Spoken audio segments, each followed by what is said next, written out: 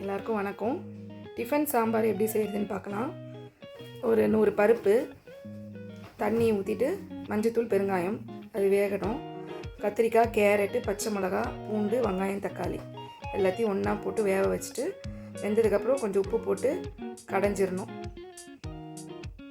அப்புறம் கடாயில் எண்ணெய் ஊற்றி வெந்தயம், சீரகம், கடுகு, ஒரு 2-3 காஞ்ச மிளகா எல்லாத்தையும் கிள்ளி போட்டுக்கணும். நல்லா பொரிஞ்சதுக்கப்புறம் வெங்காயம், தக்காளி, சாம்பார் வெங்காயம் இருந்தால் நல்லாயிருக்கும், நல்லா வதங்கணும். அதுக்கப்புறம் கடைஞ்ச பருப்பில் வெல்லம் கொஞ்சம் இது புளி ஊற வச்சு கரைச்சி ஊற்றிக்கணும்.